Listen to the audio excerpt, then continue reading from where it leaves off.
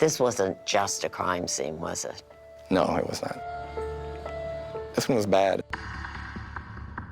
Two innocent people that were on their first date had their lives destroyed. For what reason? How well did Leslie Reeves know Chris Smith? First date. Chris was in a band and a singer, and they had connected, and he asked her out. The night before Thanksgiving, they decided just to meet up and go to the bar. He lived 65 miles away in a really small farming community. The bar that night was very busy. The place was packed wall to wall. Chris and Leslie were talking a lot, laughing, getting along with everyone around them. She texted me around 10 and she said everything's going okay. She did then text a second text that said, I feel like something's a little bit off or something. I'm not sure what she meant. Was that text the last time you heard from Leslie Reeves? Yes, it was. Did you try texting her in the morning? And did she respond? No. I just started driving towards Farmersville because I had the address and called the police department in that area. Montgomery County Sheriff's Office, this is Jeff. Hi, I'm gravely concerned about my friend. Can someone do a welfare check? What are you feeling at this point, Nanette? A lot of anxiety because I don't know what I'm going to walk into going up there to this house. I pulled up in front of the address. And then who came while you're sitting there? While I'm sitting there, who's this woman parked? I said, well, maybe I'll roll my window down and talk to her. I asked her if she was checking on Chris, and she said she was checking on her friend. And that's when I went up to the door. I saw the back door was broken, and then I saw Chris laying there. And then I ran back to my car and called 911. Nobody's answering the door, and the back window's shattered, and there's a body, and there's a foot I saw on the floor. I'm only 16. I can't deal with this. I was in shock, I think. Sheriff's Office, Jeff.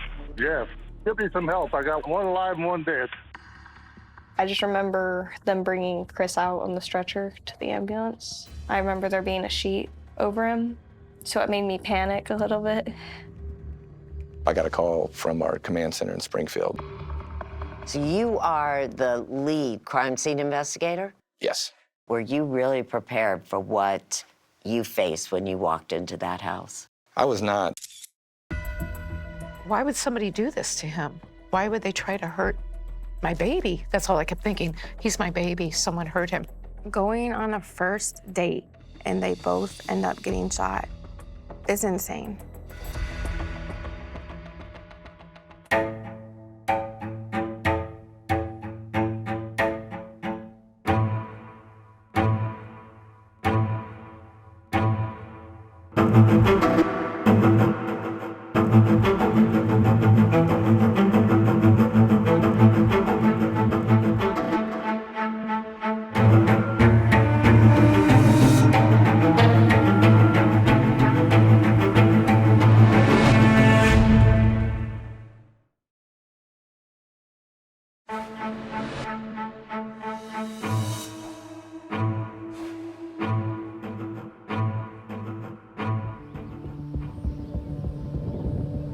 On the afternoon of Thanksgiving Day 2021, Nanette Stiber sat in her car and watched anxiously as EMTs and Montgomery County Sheriff's deputies descended on a house in the tiny village of Farmersville, Illinois.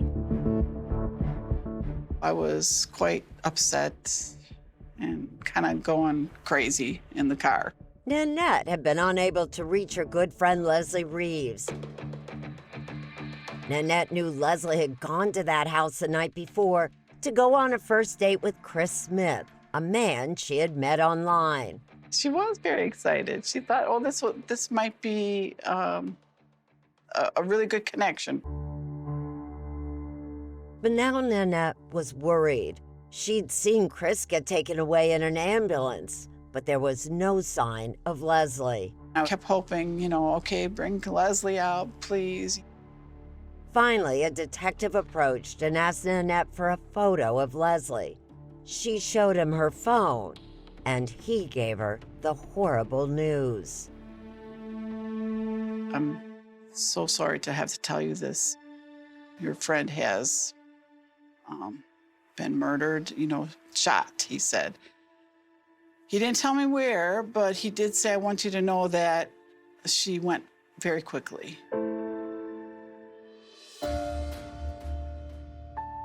EMTs had found Chris barely conscious and unable to say anything about the shooting.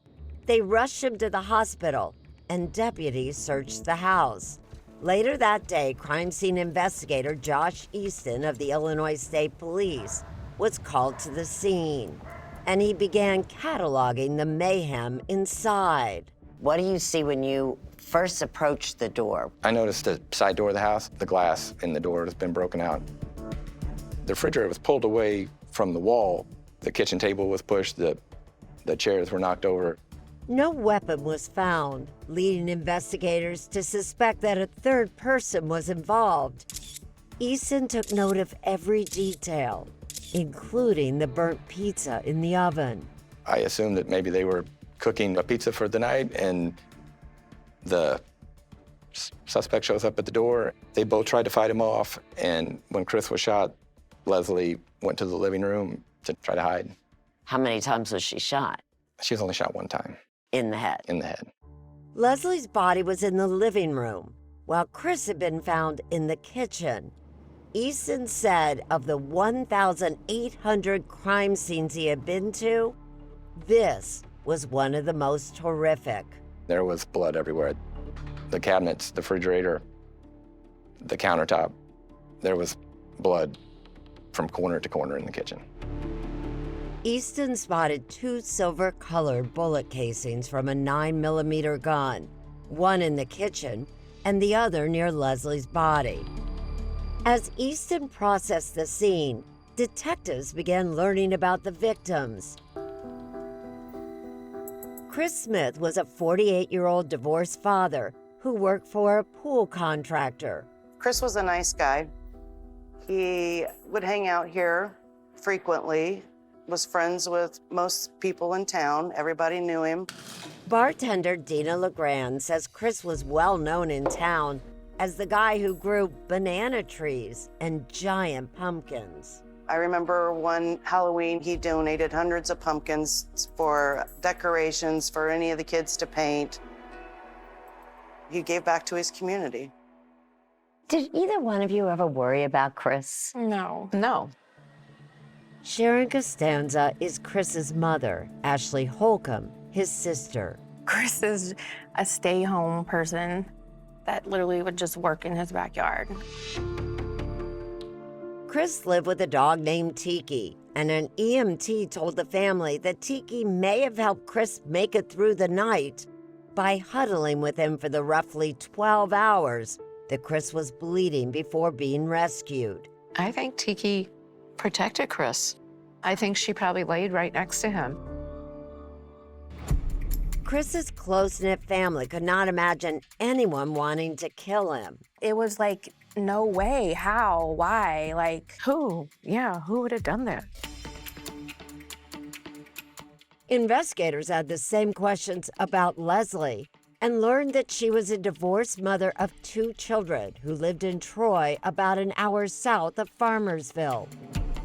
Although Leslie had a master's degree in engineering, she chose instead to teach Pilates and to promote self-defense classes for women. Hi, I'm Leslie from All You Studio, and Leslie posted this video to her YouTube channel to advertise one of her classes. Empower yourself against aggression and assault as we teach you easy-to-learn self-defense techniques. Power up! Leslie tried to help women in abusive relationships, but friends say she had her own troubles. Nanette told deputies she was worried about a former boyfriend, a contractor by the name of Robert Tarr, known as Bobby. She said, I am going to completely block Bobby from email, texts, phone calls. I have to go no contact. Later that evening, news of Leslie's murder began circulating and reached another close friend, Amy Steinhauer. She had met Tar, a divorced father of 3, and did not have a good impression of him. But You never see someone and think that they can kill my friend. Amy called the sheriff's office that night to give them Tar's name. By then, detectives had already set out to find Bobby Tar, while 85 miles to the north, surgeons were fighting to try to save the life of Chris Smith, a bullet still lodged in his brain.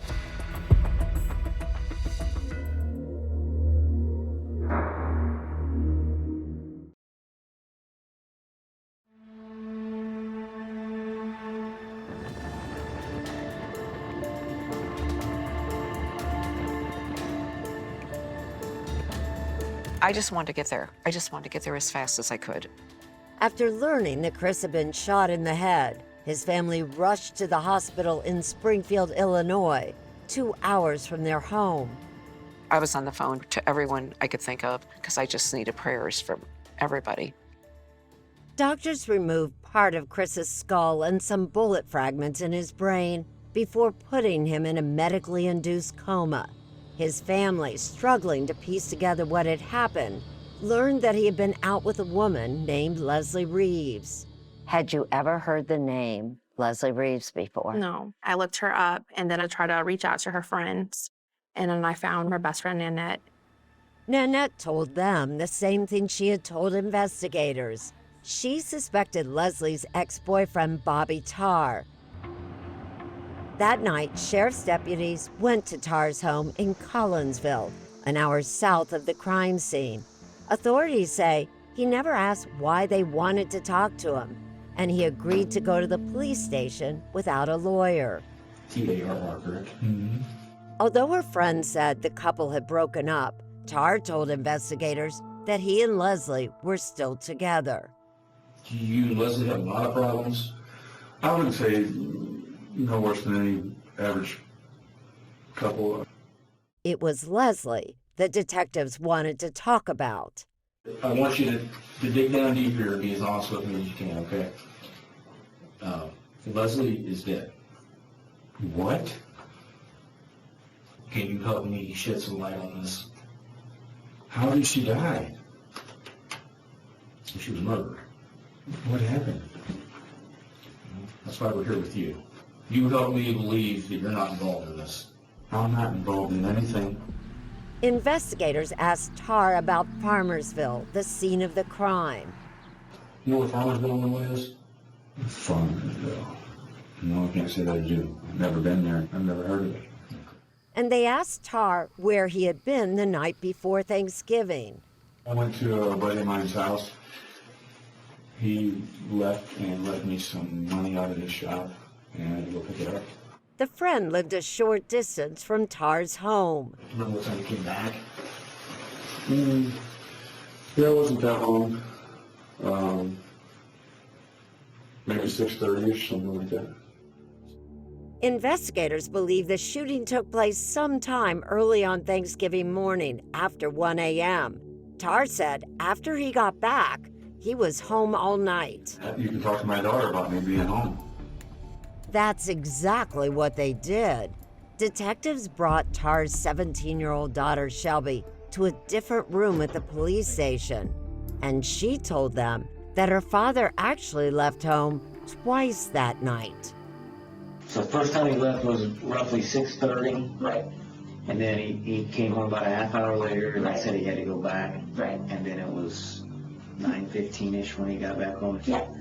Shelby said he had been gone for more than 2 hours, and when he got home, he was upset. He gets home. He was crying. He was sobbing. He said he missed Leslie. Shelby said she went to sleep around 9:30 and was awakened by her father around 2:45 a.m. He started laundry. He was pacing, walking around, and he was like, I can't sleep. Detectives went back to Tar and told him Shelby's story did not match his. Tar then changed his story and said he had gone to his friend's house twice, but still insisted he was home by 8. As Tar sat at the police station, detectives searched his house and found his phone and a Glock pistol. Shelby had told them her father had a different gun, but they didn't find it. It's little, it's like this big. I look at my favorite, the army green. Shelby told investigators she had seen it the day before Thanksgiving in her father's sock drawer. Yesterday morning, actually, I went to get socks and it was there. And now it's not there. It was there yesterday and gone today. Okay. Bobby Tar sat at the police station overnight while authorities continued to investigate. They had already learned that his car had been captured by license plate reader cameras just after midnight, the night of the shooting. The cameras were near a gas station, and investigators discovered that Tar had bought gas there just after midnight. Back at the police station, they confronted him with the gas station receipt. So you're a liar. Because I don't remember doing that. You don't remember being out after midnight when you have told us you are 100% positive. The gas station is here in Troy. Yes. And the murder occurred here in Farmersville. Correct. The gas station was near Tar's home, an hour from the crime scene. Andrew Affronti is the Montgomery County State's attorney. He has dystonia, a condition that causes muscle tics and tremors. So why is it significant? So he went out and got some gas. It was significant to us because why would he lie about it? So I got fuel. What does that prove? Investigators believed it was proof Tar was lying about his whereabouts that night. They placed him under arrest. You're under arrest for murder.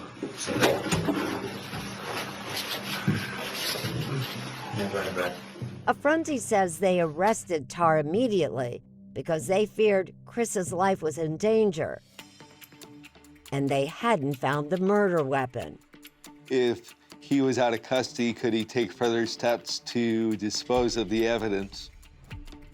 Just one day after Leslie Reeves was killed and Chris Smith was left fighting for his life, investigators believed they had the man responsible in custody.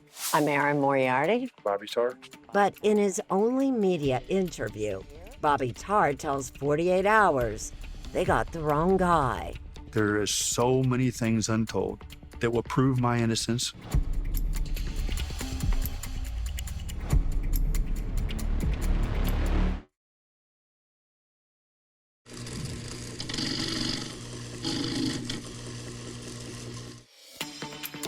Bobby Tar, charged with the murder of Leslie Reeves and the attempted murder of Chris Smith, is nothing if not unflappable.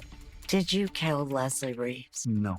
Did you shoot Chris Smith? No.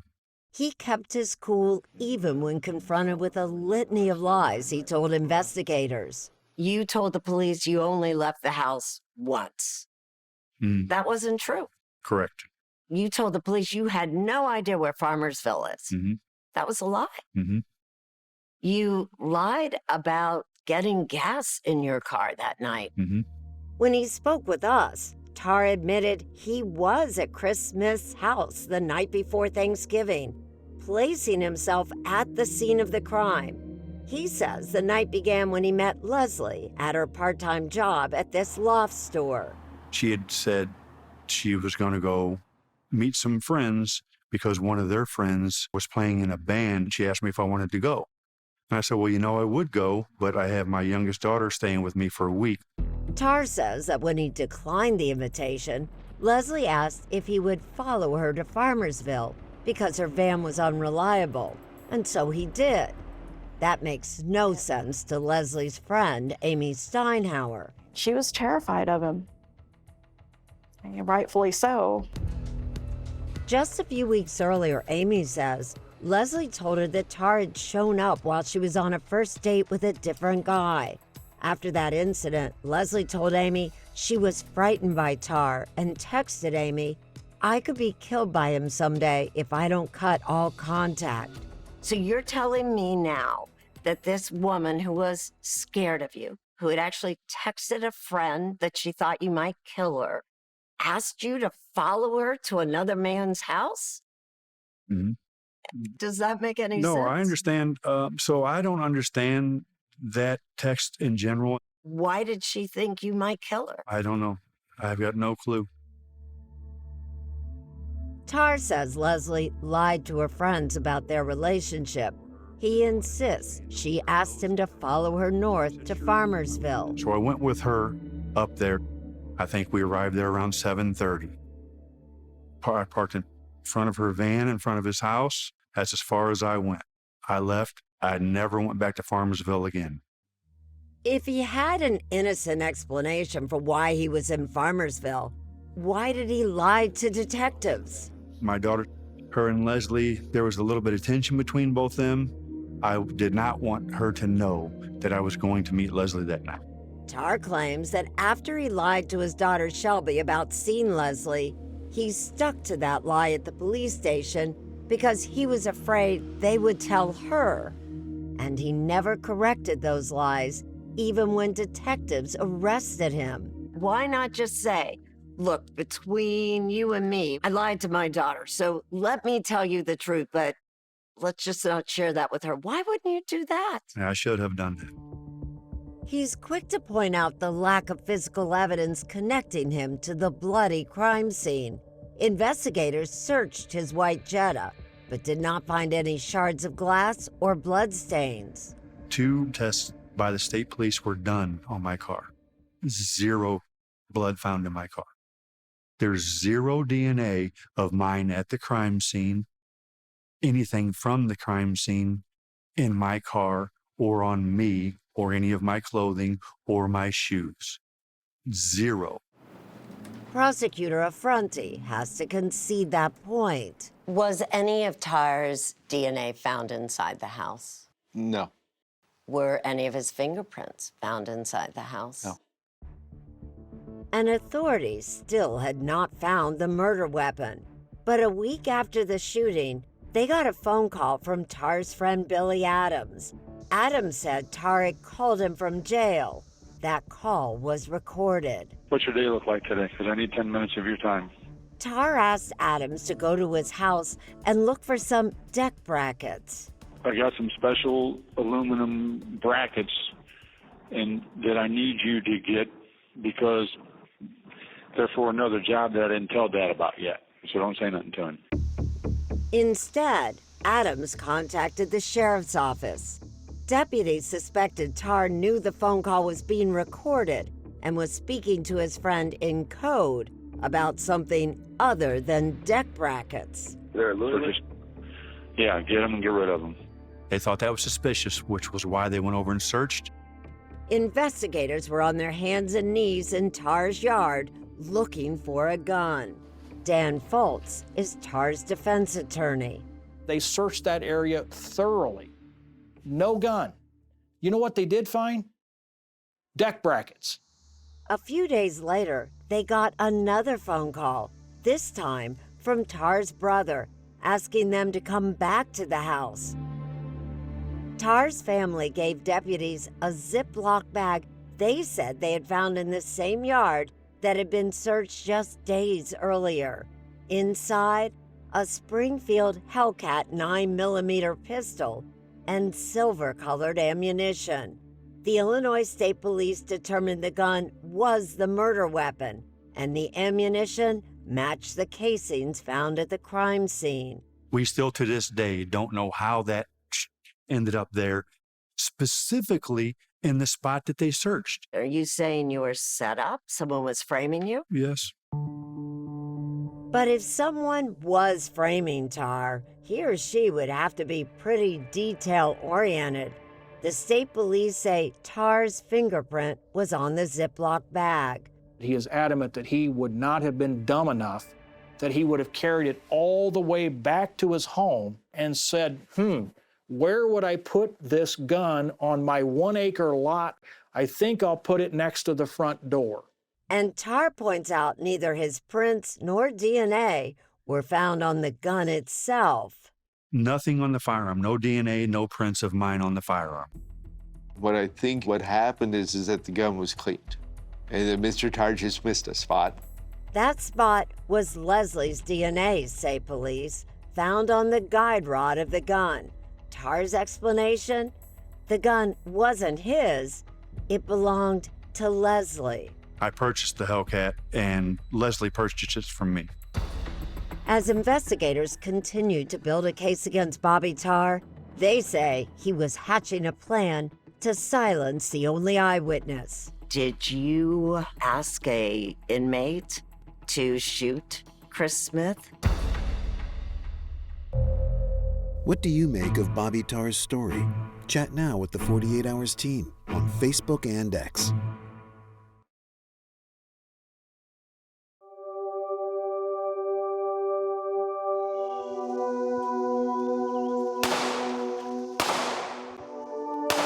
Leslie accompanied me here on several occasions. If there's anyone who knew what guns Leslie Reeves owned, it's Howard Bolton, her close friend and firearm instructor. When I would hold classes, she would actually shoot with us. Leslie was becoming a very good shot. Bolton says Leslie had organized a class called Girls with Guns not long before she was murdered. We put the girls through their paces. They would move and fire. They would go forward and fire. They would come back and fire. And Leslie did very, very well at that. Bobby Tarr insisted to us that Leslie owned the Hellcat that was used to kill her. But Howard says he never saw her use it. Leslie never brought a Springfield, let alone a Hellcat, to class. So then, how did Leslie's DNA get on the guide rod of the murder weapon? Howard believes that Leslie's DNA could only be on that guide rod if the gun was fired at her at close range. So when he shot her, wherever it was he shot her, would have contaminated that part of the gun. In fact, Howard says Leslie owned a different gun. Her friends say they wish she had taken it with her the night she was killed. Had Leslie taken the gun with her, I assure you the outcome would have been different. Tarr declared his innocence, but the case against him could hinge on what Chris Smith, the only survivor, remembers. Would he be able to identify him? That was the question as Chris remained in a coma. We were talking to him, singing to him, and I was always holding his hand. While Chris Smith lay helpless, authorities say Tarr was plotting to silence him forever. A grand jury indicted Tarr on 2 counts of solicitation of murder. Those charges are based on allegations by an inmate who says Tarr paid him $10,000 to shoot and kill the lead detective and Chris. Did you ask a inmate to shoot Chris Smith? No, ma'am. And to kill Detective Roach? No, ma'am. Tarr says the alleged plot was a lie concocted by a former cellmate. Tarr says he loaned that cellmate $10,000 for his bond and that it had nothing to do with Chris Smith. Were you worried he was going to testify and point to you as the shooter? No, I was not worried one iota. The truth was that no one knew what Chris Smith remembered. The first time he regained consciousness was in early January 2022, about 2 months after the shooting. Like egg foo young. Egg foo young? Chris's voice was so weak in those early days It's already done over there. that his old friend Mark Reardon, a talk show host in St. Louis, 522, 97.1 FM Talk, Mac Bradley. barely recognized Chris on the phone. I could not believe that I was hearing from this guy. And I cried, he cried. Just talking about that moment really brings me chills because I just thought he was never gonna be someone that was in my life ever again. What did Chris tell you? Well, when Chris came out of this, I was pretty sensitive to ask him about what had happened that night because I think I was a little afraid of even having those conversations. So most of the conversations that we had were really focused on, hey, how are you? Are you gonna be okay? After intense physical therapy, he's made incredible strides. He's much stronger than when he awoke from a coma, but he discovered there are gaps in his memory. What does he remember from that terrible night? I wish to God I could remember something. I mean, even just a smidgen of something, but I remember nothing. He remembers nothing of the shooting or Leslie Reeves. I said, who the heck's Leslie? I don't know Leslie. You had no idea? No, nothing. Nothing? No, nothing. Is Chris the same person who used to come on your show before he was shot? Yeah, I think at the core, he's still the same guy that I knew. He's still the smartass. He's still the guy that's going to talk about how good he is and how good he was and how much he could lift weights. Chris works out at the gym most mornings, trying to regain muscle so that someday he'll be able to walk without assistance. Straighten them curves. He's even back to being the lead singer in his rock and roll band. I don't know how he did make it. I don't understand how he did. He's a miracle. But Chris is aware his life is very different from what it once was. So I'm half the man I used to be, but I'm trying to get it back as hard as I can. And then my left leg is partially paralyzed from my hip to my knee, then from my knee to my toes, completely paralyzed. So if there's any neurosurgeons out there, any researchers out there, please get a hold of me. I'll be your guinea pig. Just make me normal and give me my life back, please. It's tough, isn't it, Chris? Tough doesn't even describe it. Doesn't even describe it. Chris is resigned to living with part of that hollow point bullet in his brain. Doctors say it's in a spot that makes it too dangerous to remove. So that's where you got shot? Yep, right here. Yep, you still feel it on my skull. Right there. After decades on his own, Chris had to move back into his mother's house. I thank my blessings daily that he's here with us. I just wish that this guy didn't take everything away from him. Chris visits with his loyal dog Tiki, but no longer lives with her. And he'd love to see his 12-year-old daughter more often, but he can't drive. And he's living in St. Louis, almost 2 hours away from his daughter and ex-wife. I miss her. She was my little pea in the pod. I mean, we did everything together. The trial of Robert Tarr was set for April 2024, but Chris would not be there. He told the prosecutor he was too angry to attend. You didn't think you'd be able to just sit there? Oh, no, no way. I know myself. There's no way, no. But Chris's alleged shooter, Bobby Tarr, will be there. And he said he was eager to tell the jury that he's not a violent man. But on this one night early morning, did you snap? No. That's not my nature. I don't lose it and snap.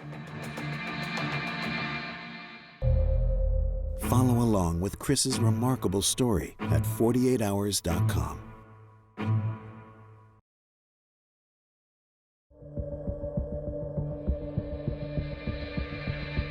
When Bobby Tarr went on trial in April 2024, prosecutors told the jury that he killed Leslie Reeves rather than allow her to live the life she wanted, a life without him. Mr. Tarr couldn't deal with the fact that Leslie was seeing somebody else and he had to go and take care of it. Andrew Affronti says Tarr secretly followed Leslie to Farmersville early that evening, and shortly afterwards, his phone began showing some interesting activity. He had actually searched Chris Smith on his phone, had tried to find his Facebook profile. Tarr headed home and texted his friend Billy Adams.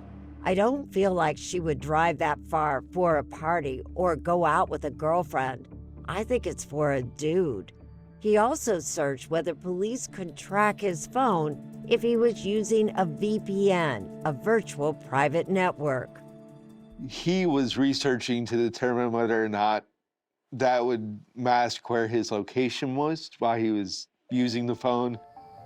Authorities say around midnight, Tarr left home, stopping at that gas station.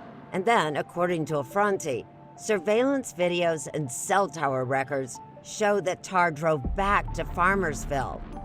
You believe he intended to kill both Chris and Leslie? I 100% believe that he went up there with the intent to do serious harm to both of them. With one victim dead and the other with no memory, it's difficult to say with certainty what happened. But the prosecution argued that sometime after 1 a.m., Bobby Tarr tried to enter through the back door of Chris Smith's house. Leslie and Chris tried to keep him out. There was some kind of altercation or struggle, and that's when the glass was broken. Crime scene investigator Josh Easton told the jury what he had observed inside the kitchen. The refrigerator was pulled away from the wall where it appeared it normally was. Prosecutors believe Leslie was trying to use the refrigerator to block the door.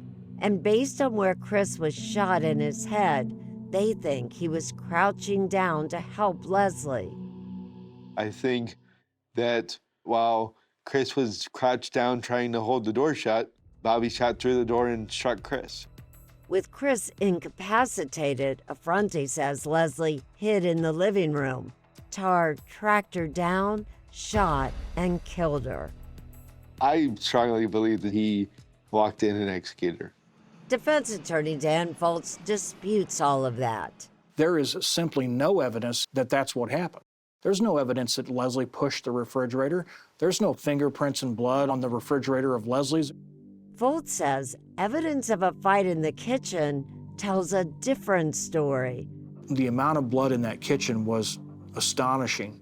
From looking at that crime scene, do you believe that Christopher Smith had to fight his assailant in the kitchen? It would appear to me that there was some significant struggle in that kitchen between him and someone else. And he says the assailant could not have been Bobby Tarr because he would have been covered in blood. They did not identify a single piece of DNA in his car. They didn't identify a bloody fingerprint. They did not identify anything tying him to that crime scene. But prosecutors argued the house wasn't bloody when Tarr left. They said Chris bled heavily in the 12 hours it took for help to arrive. And while the prosecution did not have a lot of forensic evidence linking Tarr to the crime scene, Affronti says his phone activity, his lies to investigators, and the evidence found on the Hellcat all prove his guilt. When you put all of that together, that's when you get the clear picture of what happened. When it was the defense's turn, Tarr says he wanted to tell his story to the jury, but he chose not to testify. Why didn't you just decide you were going to talk to the jury and tell this story if, in fact, you have a story to tell? I should have. I very well should have. We made a strategic decision because it may have opened the door for a whole lot of other more damaging evidence to be used to cross-examine him. The defense didn't put on any witnesses and counted on the jury to find reasonable doubt in the lack of physical evidence. After 3 hours, the jury found Bobby Tarr guilty of first-degree murder and attempted murder. Everyone clapped. And Bobby just sat there shaking his head. 2 months later, Tarr was back in court for sentencing, and this time, so was Chris, to tell the judge how the shooting impacted him and his family. Cameras were not allowed in the courtroom. Lost my house, lost my truck. I've literally lost my life without being killed. Tarr also spoke and denied shooting Leslie and Chris. The judge sentenced him to 85 years. I hope the rest of his time on this earth is hell. Leslie Reeves' friends are focused on keeping her memory alive. She was a light of a lot of people's lives. She was always smiling. She was a very good mother, lived for her kids, and was an advocate and champion of women, women's rights, and especially women that were abused. If it can happen to her, it could happen to anyone, so we all need to be careful. Chris Smith says he never expected he'd be a victim of domestic violence and cautions other men to take a hard look at their behavior. If guys, you feel like that, you want to hurt a woman, get help.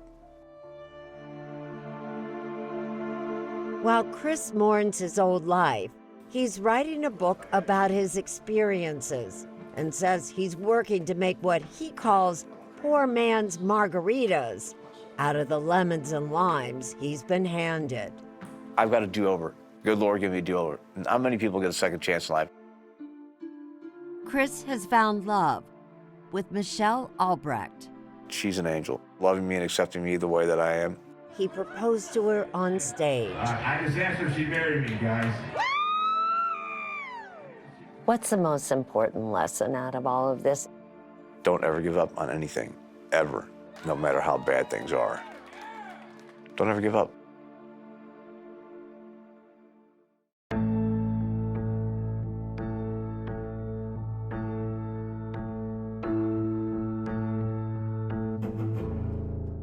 As a kid growing up in Chicago, there was one horror movie I was too scared to watch. It was called Candyman. But did you know that the movie Candyman was partly inspired by an actual murder? Listen to Candyman, the true story behind the bathroom mirror murder, wherever you get your podcasts.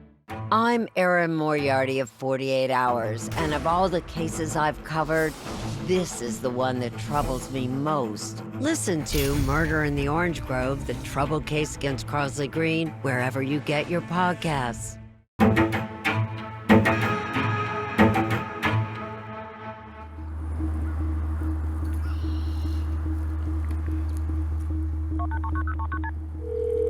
Moments emergency. My wife and I need an ambulance for bleeding. I was called at approximately 4 o'clock in the morning on February 3rd, 2018. There had been a home invasion robbery in the area of Hale Plantation. You said someone was in your house? Yes.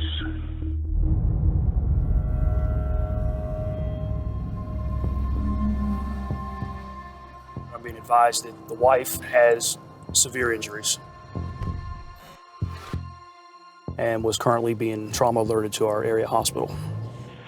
You woke up to her scream, and tall figure with ski mask starts fighting with you with a knife. I felt something sharp. Susan Reuschel almost died that night. If Susan had died, the truth of what happened that night would die with her. When Susan Reuschel comes out of surgery, she tells investigators that there is no intruder, and that the person who inflicted all of the injuries that she is suffering from is Michael Reuschel. This case is about the power of money. It's about the power of desire for control. When Susan asked for a divorce, Michael Reuschel snapped. When he was faced with the prospect that he would have to give her half of his fortune, he made a calculated and premeditated decision to kill. This is the knife that was used to stab Susan. The bending in this knife, you believe, is a result of it hitting bone and it bent the blade. That's correct. All rise for the jury. Members of the jury, we're just going to lay here until you die, Sue. We're just going to lay here until you die. Those are the words of that defendant, Michael Reuschel, spoken to his wife of 10 years, Susan Reuschel. I got close to her right here, and her hand comes out, and Was there anything in her hand? yeah, a knife. There's no way on God's green earth that my father would stab anyone. Was Mike's daughter, Caroline, a source of conflict in the marriage? Absolutely. Didn't you tell Michael Reuschel that you hated Caroline? Those words came out, yeah. And in fact, you called her a bitch. Is that right? Yes.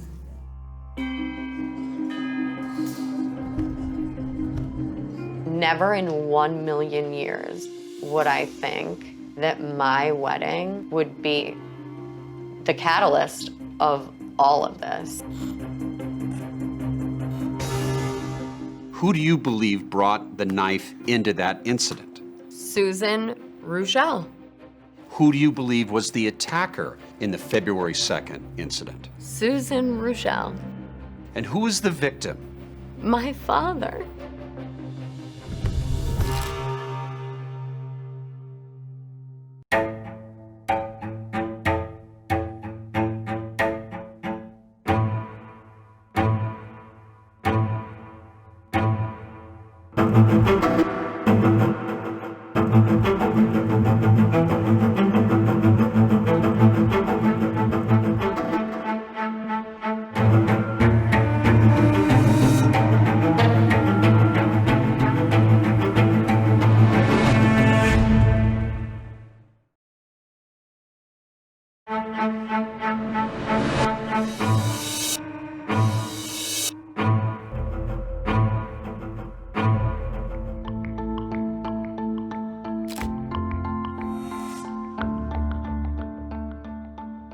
Where were you and how did you learn that your father on February 3rd, 2018 had been arrested?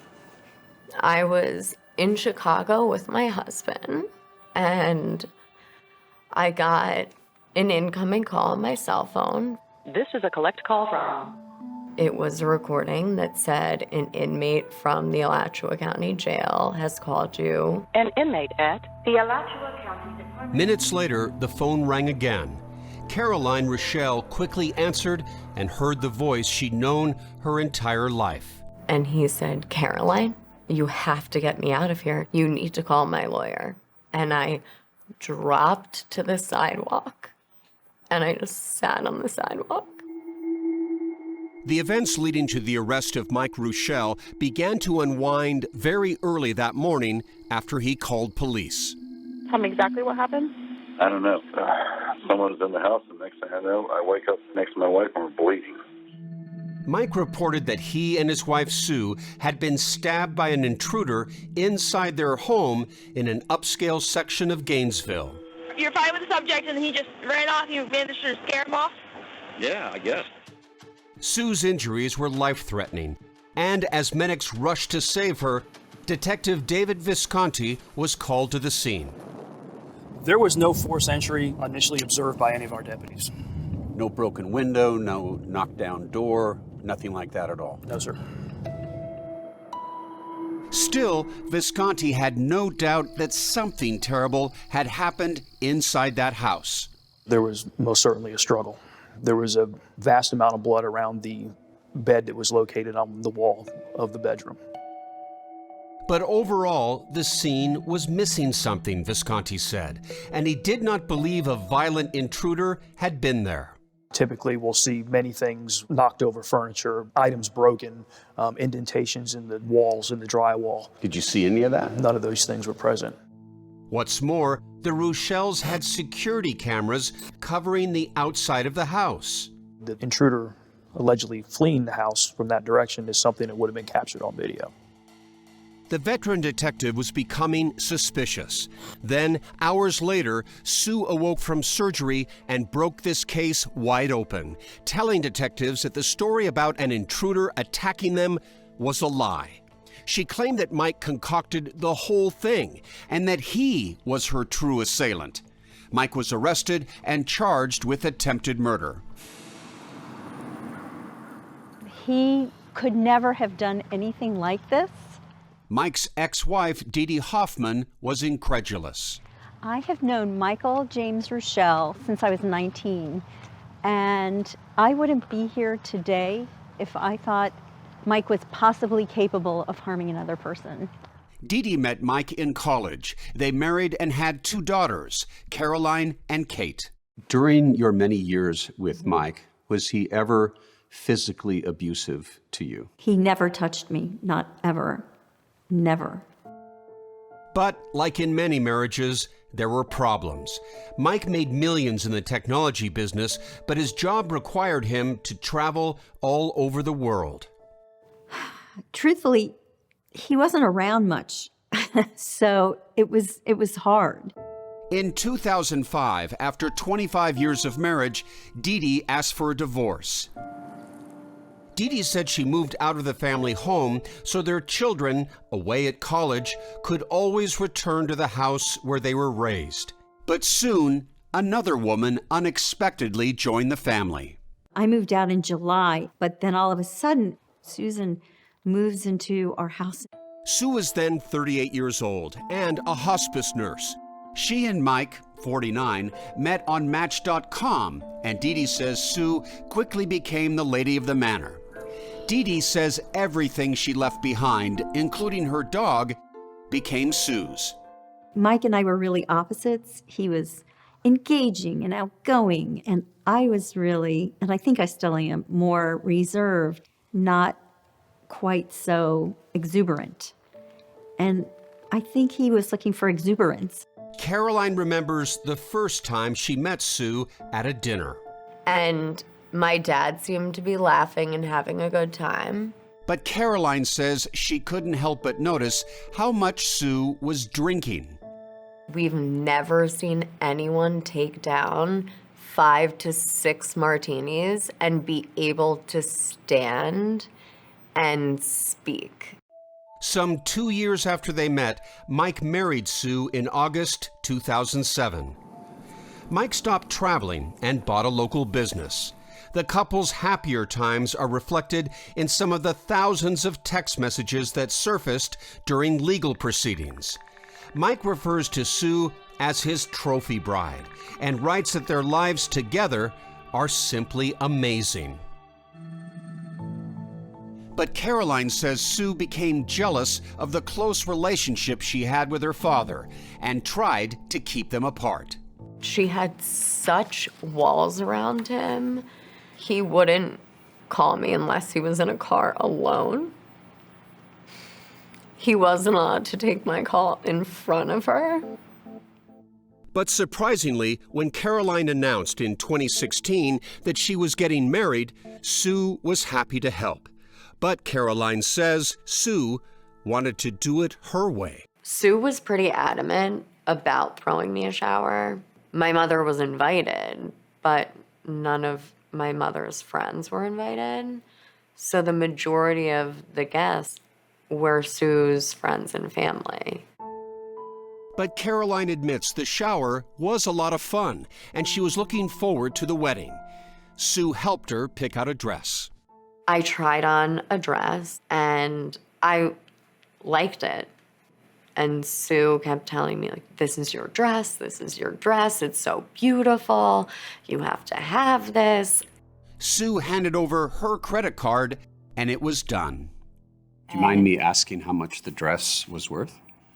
Ugh, this is so gauche. I think it was $11,000. Yes. The wedding itself, in November 2017, would be a royal-like affair. The setting was the sumptuous Oheka Castle on Long Island. 160 people attended the wedding, and Caroline says the day was magical. My husband and I know how lucky we are to have had that weekend. It was beyond beautiful.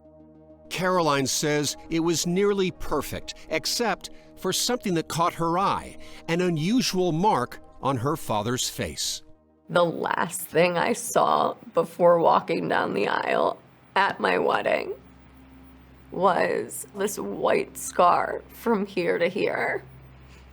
And in my mind, I was like, what is that? Weeks later, she found out.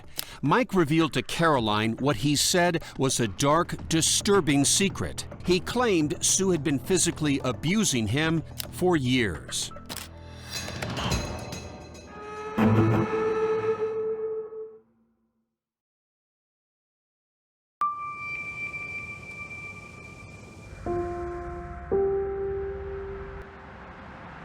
I called him on his birthday and I said, how are you doing? And he just started crying. It was late November 2017, just 3 weeks after her fairy tale wedding, when Caroline says her father shared a disturbing secret about Sue that he had promised not to tell. And he said, Sue was arrested. And he said, she started attacking me. And I think he was so victimized that he was really scared to tell anyone. Sue had been charged with domestic battery, but the details of what happened that day would not become public until 2 years later, at Mike's trial for attempted murder, Do you swear affirm that the evidence... when they both testified about the last tumultuous months of their marriage. Ma'am, please be seated. Speak clearly. What was the state of their marriage? I think it was in the lowest place that it could possibly be before a divorce. I was upset. Sue told prosecutor David Byron that shortly after Caroline's wedding, Mike told her it had gone nearly $150,000 over budget. Was it fair to say that you were partially upset with the defendant, but mostly at Carolyn? Yes. Mike says Sue attacked him when the fight escalated. She throws the phone at me, charges around the bed, pushes and just start her eating like this. But Mike didn't call 911 that day. Sue did. I just felt as though things were a little out of control. When police arrived, Sue admitted to pushing Mike and agreed to go to their beach condo to defuse the situation. But she was arrested half an hour later when she hadn't yet left the house. He said, "Please place your hands behind your back. You're under arrest."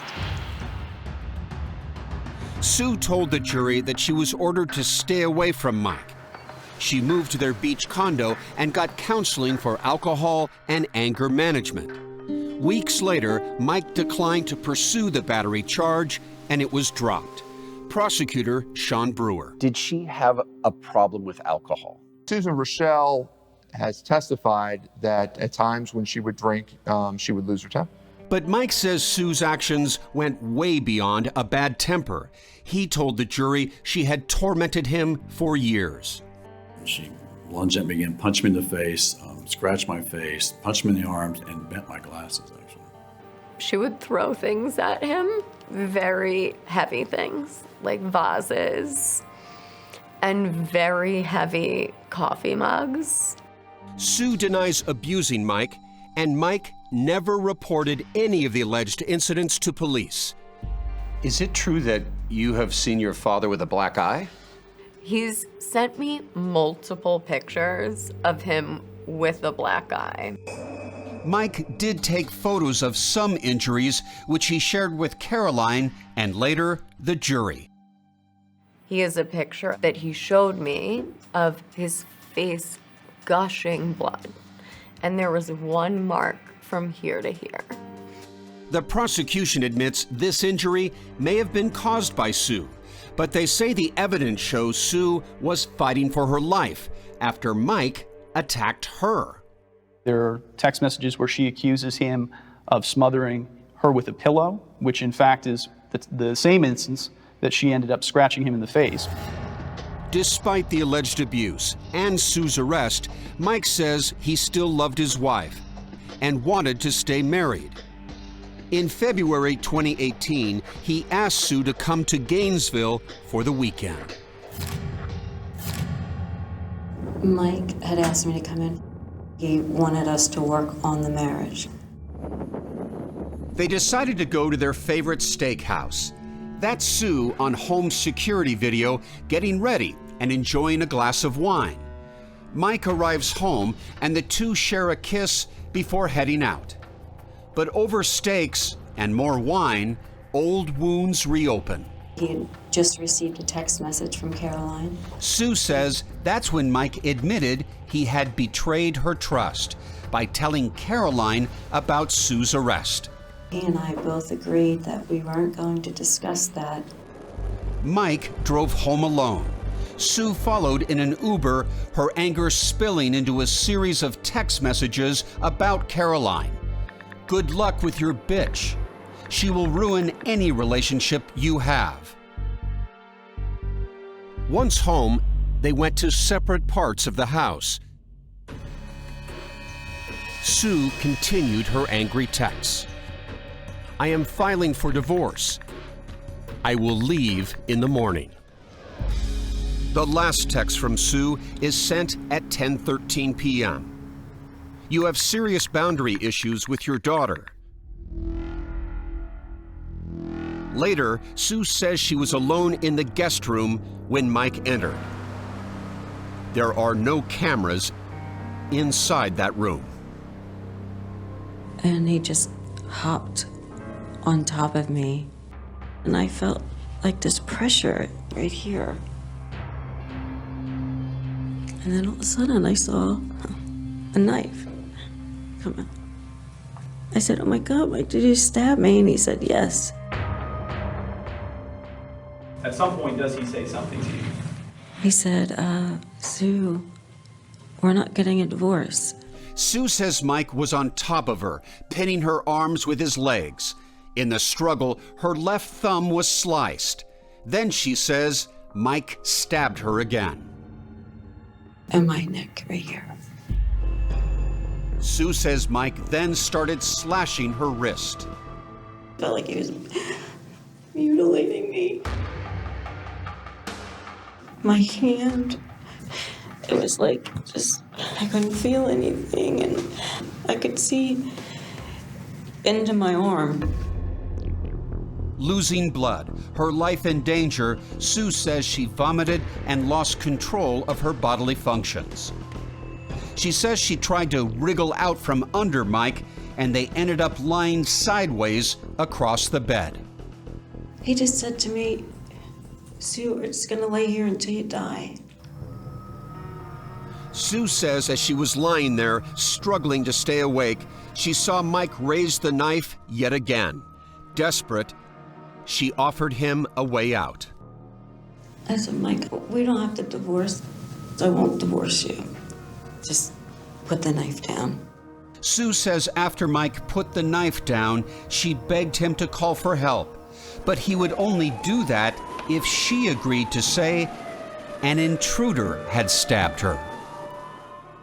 When she agrees to go with his story of the intruders, she saved her life. A toxic marriage, texts brimming with hate, and a bloody room. Mike Reuschel's future will now depend on whether he can convince jurors that he is the real victim.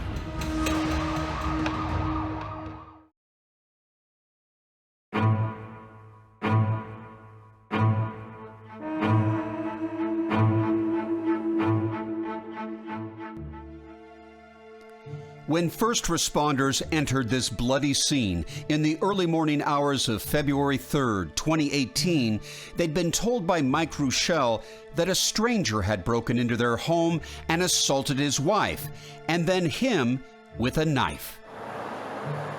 But in court, now with his defense attorneys Patrick McGinnis and Ann Fennell, Mike admits that story was a lie and says he's finally ready to tell the truth. He says despite Sue's drinking and violent outbursts, he was hoping to reconcile that night. I don't care if she's a melodrunk the rest of her life, just the anger's got to go. But at dinner, once again, they fought about Caroline, and that fight continued back at the house. After that, Mike and Sue's stories diverge.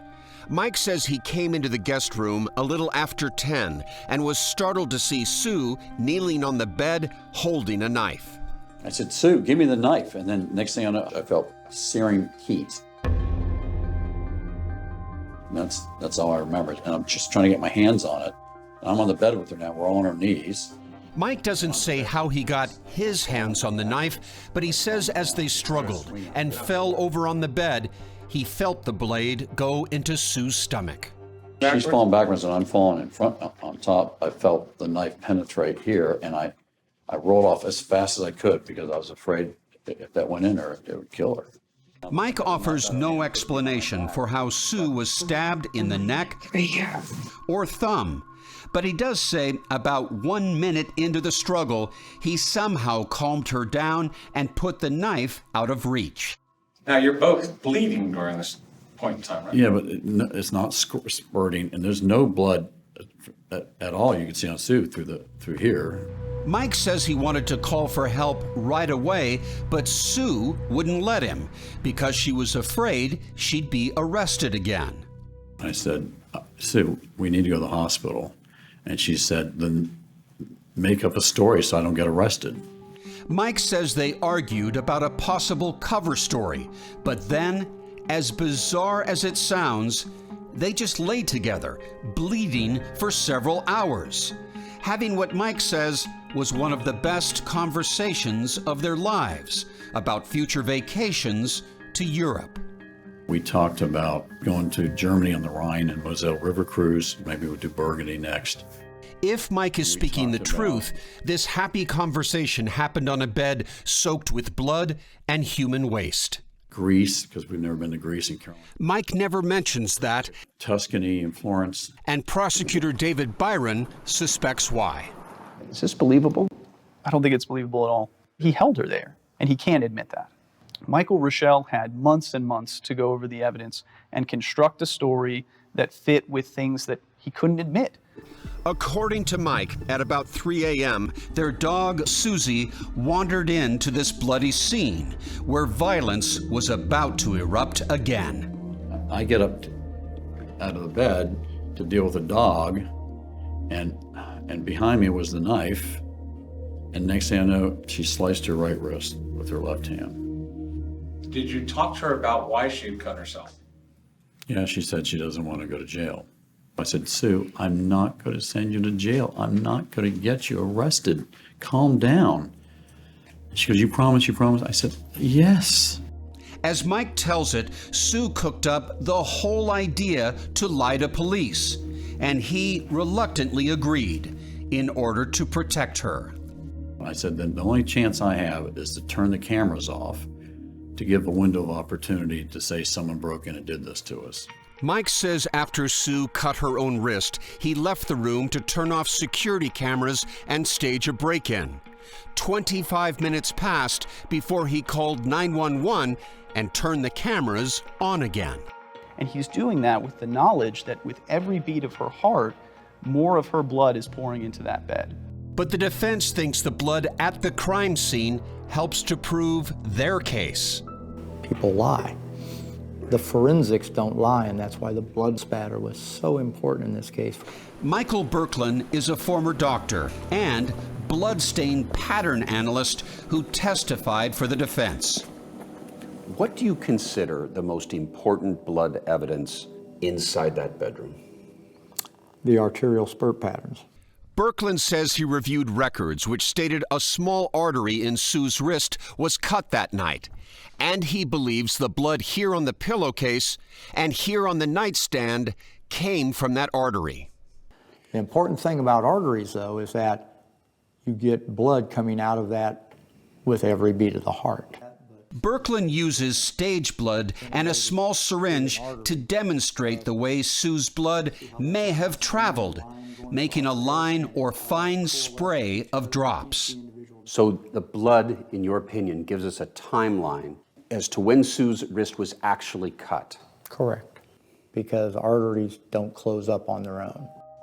Remember, Sue says the attack, including the cuts to her wrist, started sometime after 10:13 p.m. But Mike says Sue cut her own wrist at around 3 a.m., hours later.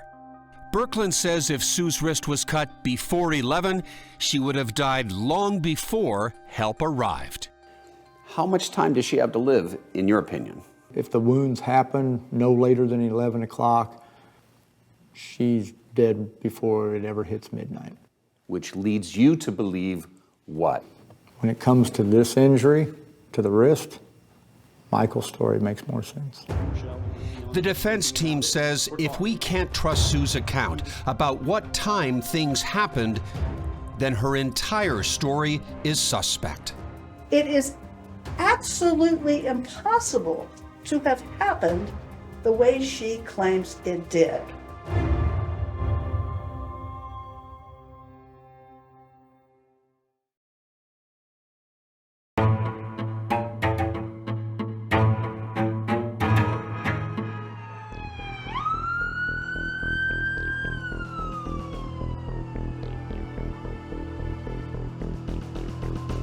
Inside this box, This is the knife that was used to stab Susan.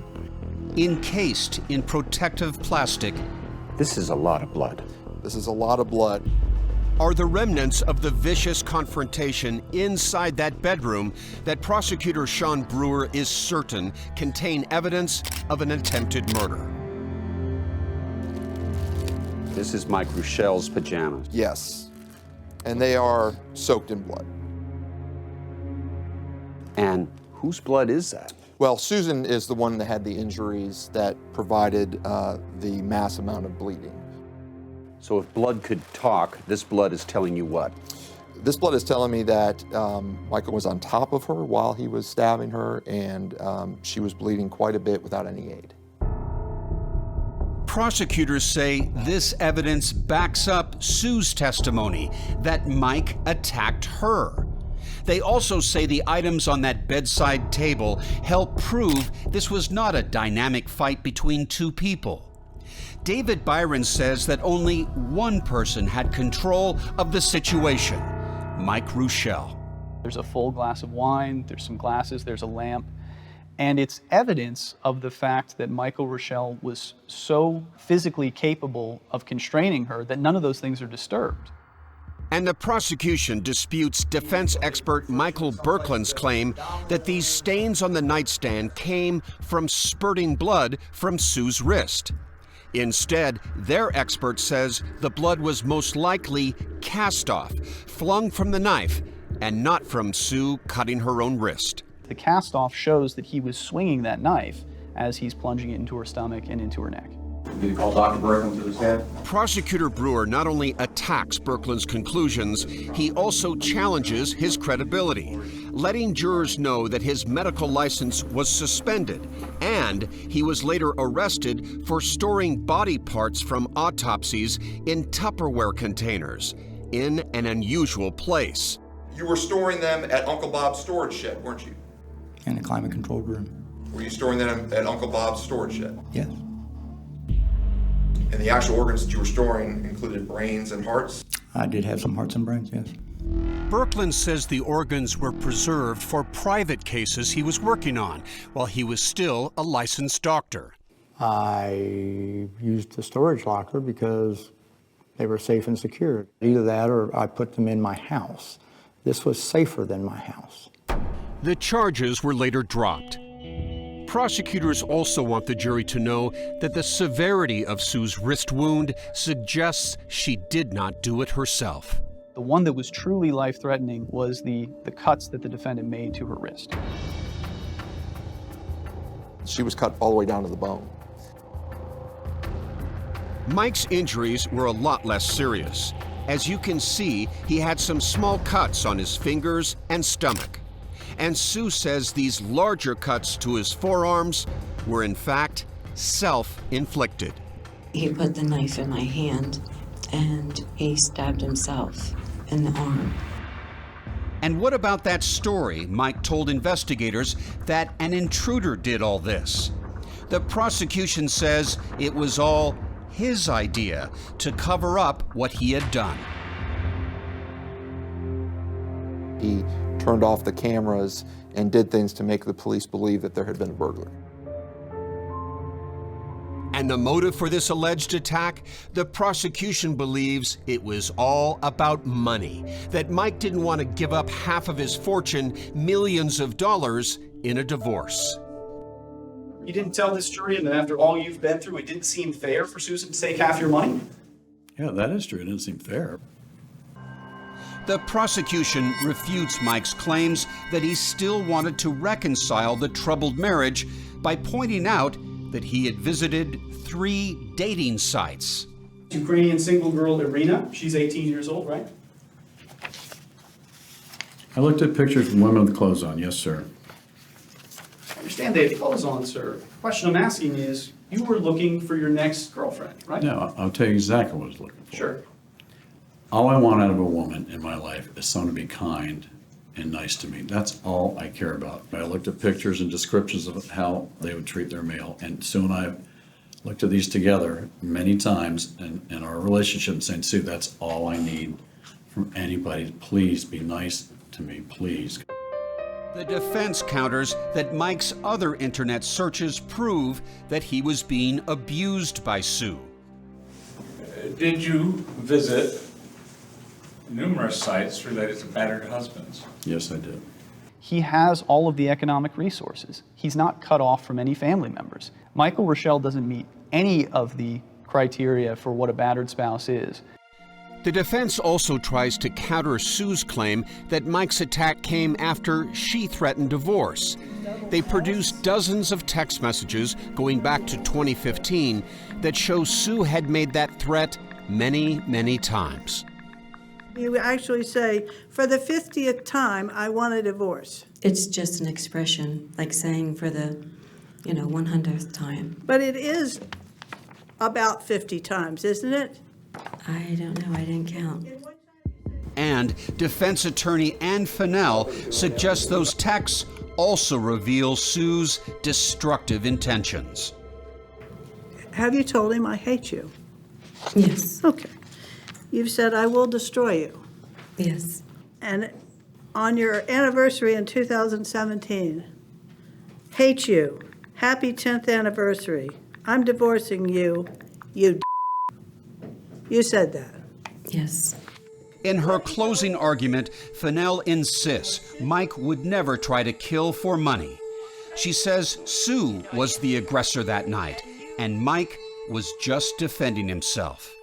She hates everybody. She hates his daughters.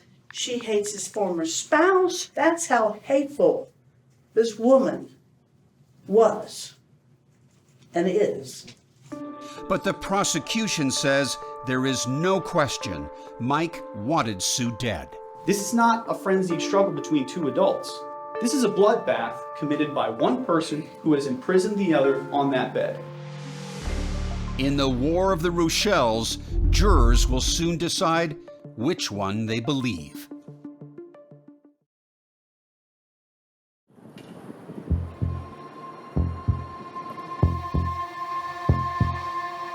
As the jury goes out to deliberate, what are those minutes and hours like for you?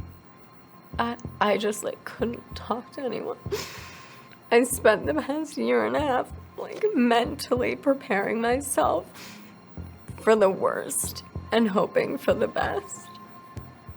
Caroline does not have long to wait. All rise for the jury. After a 9-day trial, it took little more than 4 hours for the jury to reach a verdict. They say a quick verdict is often a prosecutor's verdict. It's a thought that creeps into your head, but you never really know what a jury's going to do. Members of the jury, I understand you have reached a verdict. We have, Your Honor. Please pass it to my bailiff. We, the jury, unanimously find as follows to defendant Michael James Reuschel in this case. As to count 1, the defendant is guilty of attempted first-degree murder as charged in count. Guilty. Mike Reuschel is convicted of the most serious count against him. We were all so shocked. As to count 2, the defendant is guilty of false imprisonment. In quick succession, the jury also finds Reuschel guilty of 4 additional crimes, including false imprisonment and tampering with evidence. Juror number 51, is this your true verdict? Yes. Jurors utterly reject Mike's story of a knife fight with his wife. Prosecutor Sean Brewer says justice was served to a man who lied to investigators and to the jury. Michael went through great lengths to try and kill Susan. He just wasn't very good at it. And what's more, Brewer says, Mike Reuschel tried to kill Sue not once, but twice. While he was in jail awaiting trial, an informant came forward to claim Mike tried to hire a hitman to kill Sue, a charge Mike strongly denies. Do you believe that your father, in jail, plotted to hire someone to murder his wife? No. Honestly, I don't mean to laugh, but it is beyond laughable. As we were interviewing Caroline, she got a phone call that surprised us. Dad?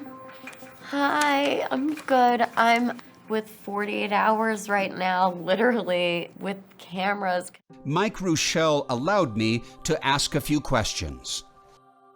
Mike, I just want to hear you tell me, did you take a knife into the room that night on February 2nd, 2018, and attack your wife? Absolutely not. And you're telling me the truth? Absolutely. On my children's lives. All I did was defend myself when I got attacked. In December 2019, everyone returns to Judge William Davis's courtroom for sentencing. The victim in this crime, Sue Reuschel, does not appear in person. Remain standing, face the judge, and raise your right hand, please.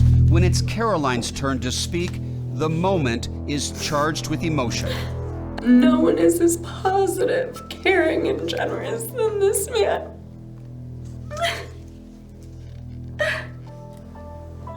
I will say, I am and will always be a proud daughter. One of the most caring, kind, gentle people I've ever met. Several colleagues and friends speak of Mike in glowing terms.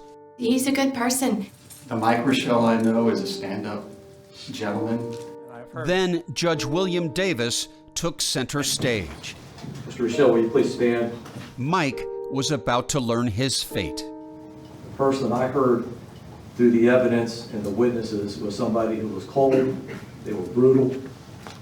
On count one, the attempted first-degree premeditated murder, I'm going to sentence you to 30 years imprisonment in the Department. All told, the judge gives Reuschel 30 years, not the 50 years requested by prosecutors.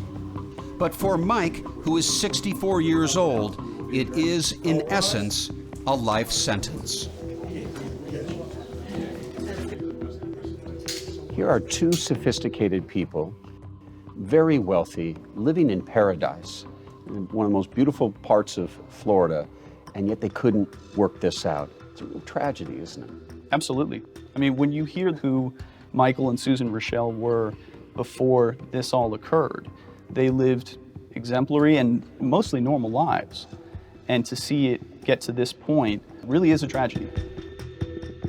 The War of the Reuschels is not over. Mike and Sue are divorcing and continue to fight over the marital assets, including the house where Sue was nearly stabbed to death.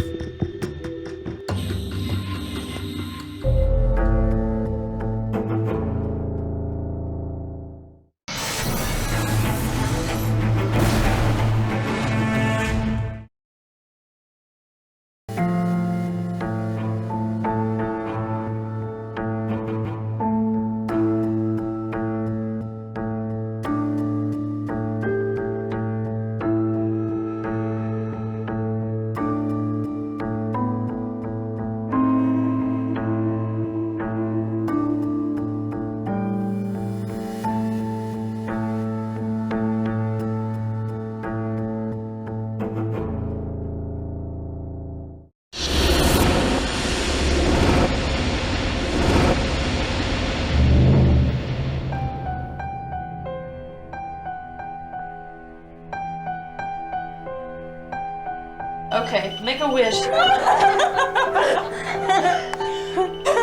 Yay! Lisa Buchanan was a very attractive young lady.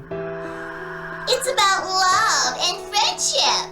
She was a very creative type. Oh, honey, you look marvelous. Very free-spirited. Fabio, oh. My name is Tara Bentley. I'm Lisa's older sister. When I first saw her, I just saw her as a patient. And while she was waiting to see her dentist, she saw a sign saying free consultations. She walked in, she was wearing a ball cap, no makeup, this incredible little smile in her bright blue eyes. There's something we saw in each other that we enjoyed. And they looked like a wonderful couple, but that really was a veneer that really hid what was really going on between the two of them. It was her intention to put an end to their relationship that weekend. The July 4th, 2005 weekend, certainly a weekend that you would think that folks would be out picnicking, going to fireworks, concerts. But they're holed up in Lisa's apartment having this sex marathon. I think he really liked the way that she reacted and responded when she was under the influence of drugs. The only time that she was experiencing these drugs was when he gave them to her. She was addicted to Chris Koulis and their relationship. The drugs were certainly a part of that relationship. He was injecting Lisa repeatedly with this concoction of oxycodone that was pulverized, ground up. The drugs were coursing through her veins. They caused her to collapse. Suddenly, Lisa stopped breathing. I immediately began CPR and called 911. 911, what is your emergency? She stopped breathing. She wasn't breathing and there was no pulse. Honey, breathe. Lisa.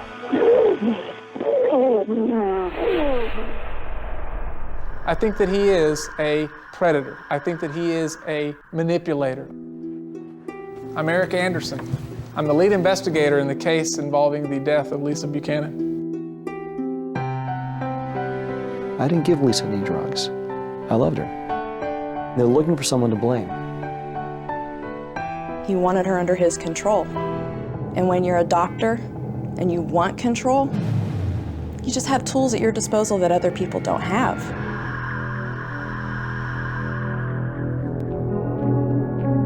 Addicted to Love, tonight's 48 Hours Mystery.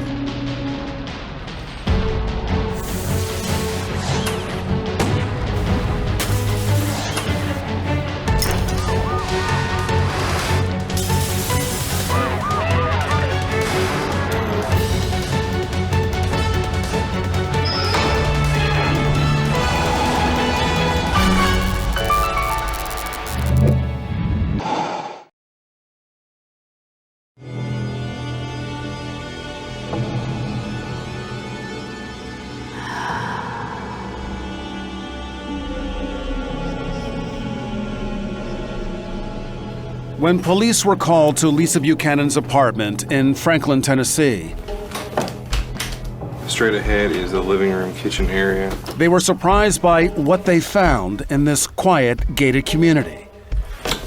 A cache of prescription drugs and sex toys. They found needles. They found a lot of syringes. Lisa and Chris Koulis had spent most of that final July 4th weekend of 2005 in her bedroom. They stayed in that apartment that weekend, engaged in this marathon sex session. There was so much evidence to collect. It was a massive undertaking. Most crucial, say detectives, was the discovery of used syringes with traces of oxycodone. Oxycodone is a powerful narcotic used to kill pain. It can be a very addictive and dangerous drug. Abusers like the calming euphoria it creates. The high is immediate and potent. It's a controlled substance. It's something you can only get from a prescribing physician. You can't just buy it. But when Lisa was rushed to the emergency room, the doctors trying to save her say Dr. Koulis told them nothing about the drugs she had been using. In fact, paramedics say Dr. Koulis claimed Lisa had collapsed after a trip to the swimming pool. Chris was deceptive. He totally misled them. Chris stood there in that ER room, didn't tell them about the illegal drugs, didn't tell the ER staff what could have been crucial in saving her life. I just wish that at some point she had realized how dangerous he was. Tara Bentley believed her sister Lisa did not see Koulis as she did. I think that the rest of us just felt that any day now she would realize who he was. On paper, Koulis looked pretty good. He was a young, handsome plastic surgeon. He was a graduate of Vanderbilt University and had a thriving practice by the time he was 30. Lisa's mother, Peggy, was thrilled when her daughter met a doctor. I thought finally she had met somebody that was going to make her very happy. Dr. Koulis was very charming, was extremely confident. Koulis had served his internship at a Chicago hospital and loved working in the emergency room. That was the most exciting for him because it was rescuing people from death. It was in Nashville in the year 2000 that Koulis had that chance meeting with Lisa Buchanan. He became her boyfriend and her doctor. You performed numerous procedures on her for free. Oh, yes. How many? A redo breast augmentation, her eyelids, forehead, lip augmentation, liposuction, full face laser, Botox, collagen, the list goes on. Koulis also helped Lisa pay the bills. She was struggling to make it as an actress and model.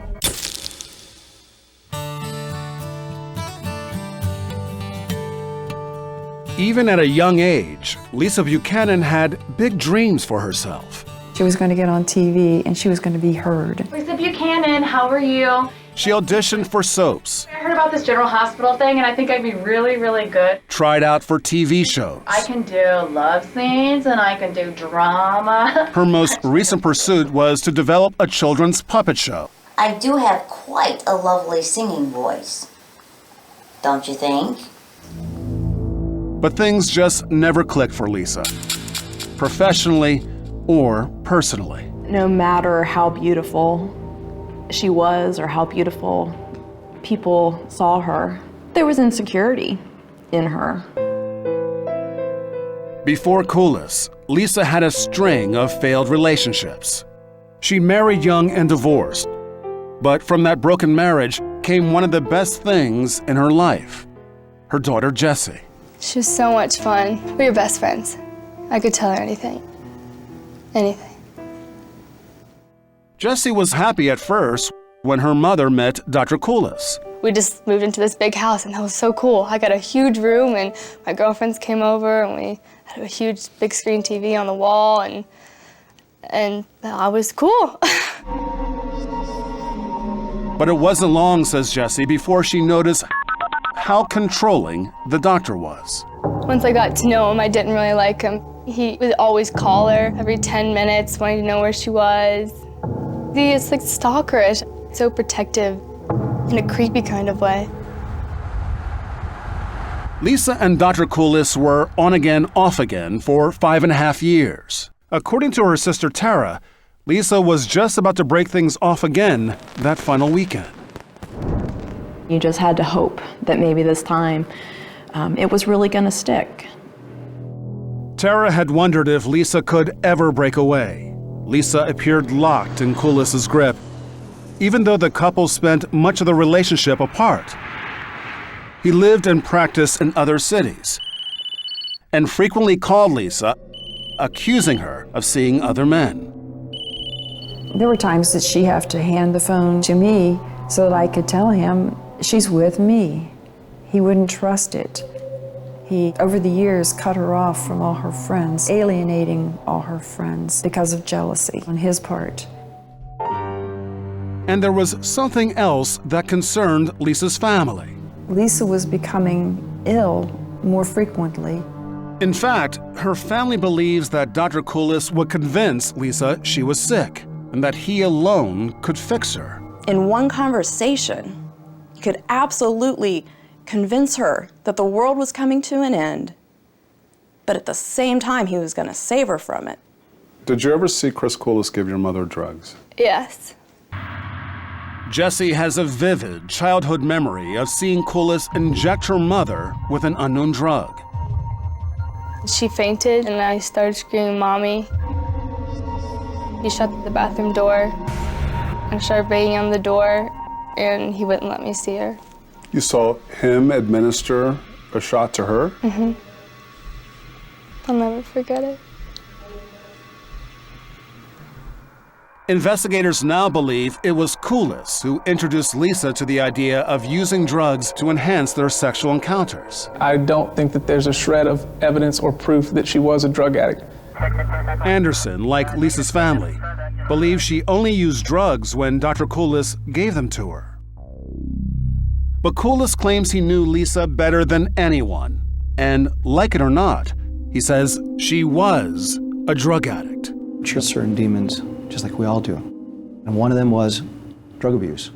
Koulis says Lisa hid her IV drug use by injecting herself in concealed areas of the body, like her groin. It's a favorite spot of people that want to conceal it. But detectives aren't buying it. After a 5-month-long investigation, Chris Koulis is arrested and charged with murder. They say he supplied the drugs, he injected her, and he is responsible for Lisa Buchanan's death. I do believe that he gave her at least one injection, if not multiple injections, and he is absolutely responsible for her death.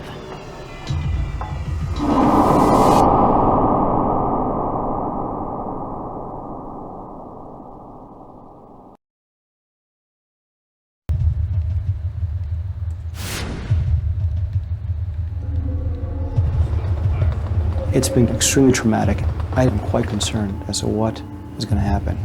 Charged with killing his girlfriend, Lisa Buchanan, Chris Koulis faces the possibility of spending the next 25 years in prison. But he says he's innocent. Did you kill Lisa Buchanan? Absolutely not. The autopsy concluded that Lisa died of an overdose of oxycodone. During the search of her apartment, detectives found only one mostly intact oxycodone pill, but the used syringes contained crush pills and liquid mixed into a slush. Prosecutors say Lisa was injected with that slush at least 3 times that weekend. And in Koulis's travel bag, detectives found an unopened 18-gauge needle, the same kind that had been used. That piece of evidence is extremely incriminating. Chris Koulis is accused not only of injecting Lisa Buchanan with the drugs, but of supplying them as well. Despite his denials, he's about to be put on trial, facing 4 charges, ranging from simple assault to second-degree murder. Be seated. Good morning, ladies and gentlemen. Good morning, sir. Is the state ready to proceed? Yes, sir. Thank you. Kim Halper is prosecuting Dr. Koulis. The evidence supports the fact that it was this defendant who was injecting Lisa Buchanan with that oxycodone mixture. Lee Hoffman is defending the doctor. So what does the evidence show? It shows he didn't do it. From the facts, I could not see how he could be convicted of anything.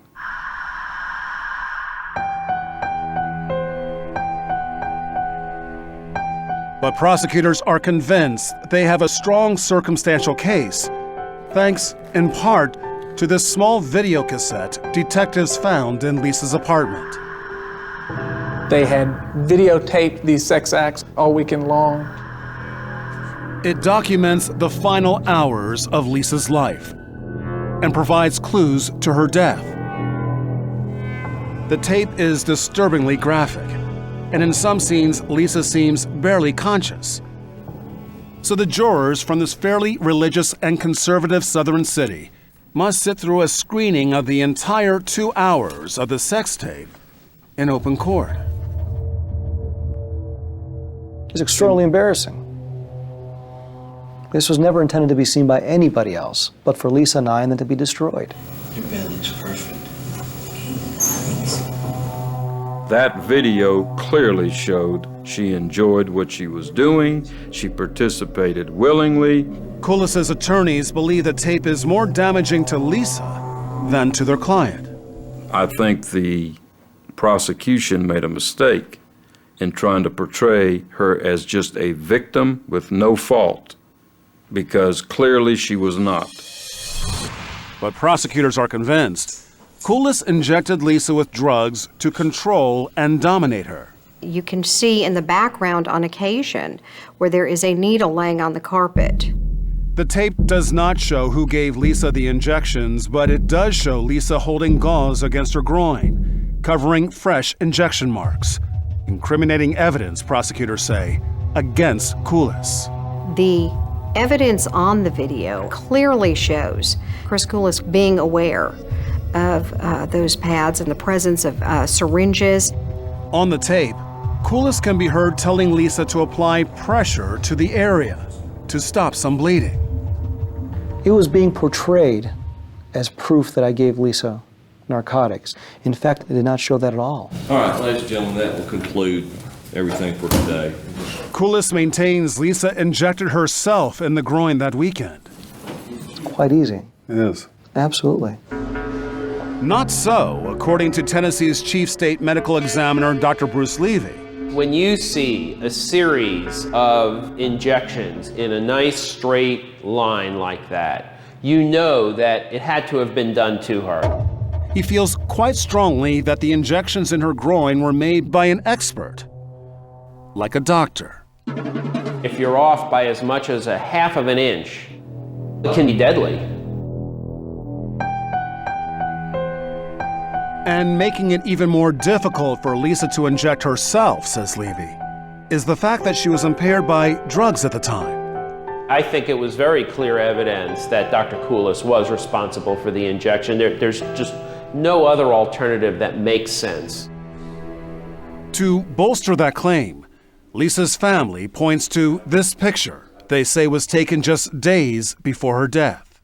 There was not a mark on her body, and there was not a sign of drug use in her behavior, her attitude, nothing. All week long.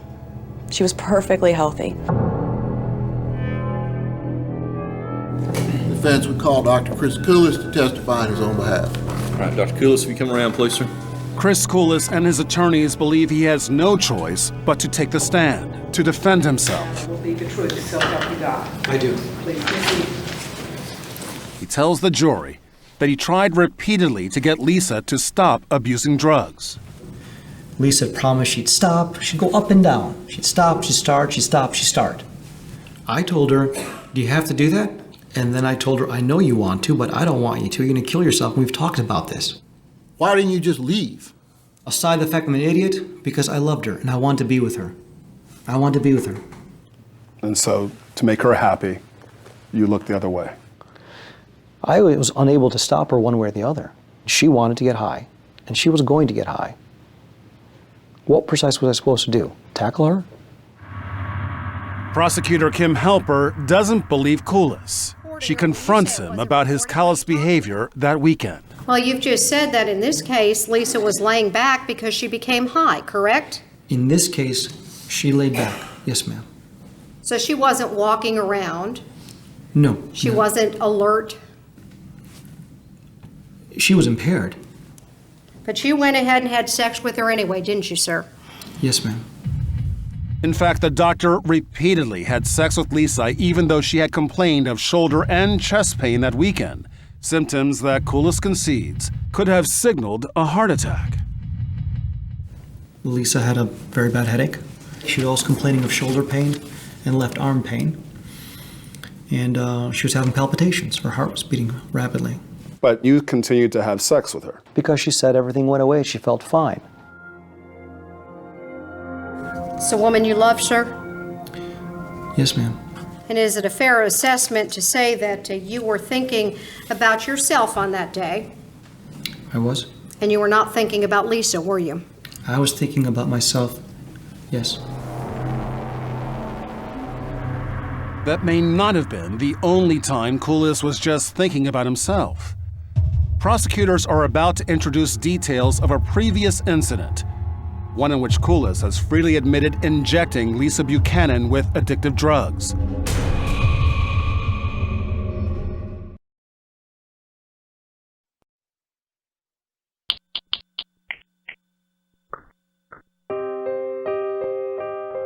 Prosecutors firmly believe Chris Koulis killed Lisa Buchanan that lost weekend, and they say it isn't the first time he put her life in danger.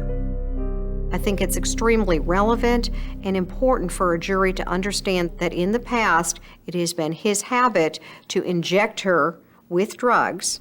Kim Halper points to an incident back in 2002 that was eerily similar. At the time, Lisa and Koulis were briefly living together in Kentucky. I was going through a very difficult time financially. Things were falling apart. And one day, there was Demerol that was left over. And I had the really bad idea to try it. And I did. And I was probably instantly addicted to it. Dr. Koulis says he was shooting up frequently. Where'd you get the Demerol? It was from my office. I had a surgical center. So you stole it from your office? It's from my office. And in the midst of his own downward spiral, Koulis admits he got Lisa addicted as well. When she asked me for it, I gave it to her. I was impaired at the time. I realized, as did certain friends of mine, that this couldn't continue. That I was not myself, I was not as productive, and I realized that I needed help. Things got so bad that Koulis's parents intervened and came to take him to rehab. Lisa stayed behind. Someone called me and said that I needed to go check on her. Lisa's mother, Peggy, says she will never forget the condition in which she found her daughter. It was the most horrific sight I've ever seen in my life. Bottles, syringes, blood on the floor. They had her on a mattress. She was completely incoherent. It was horrific.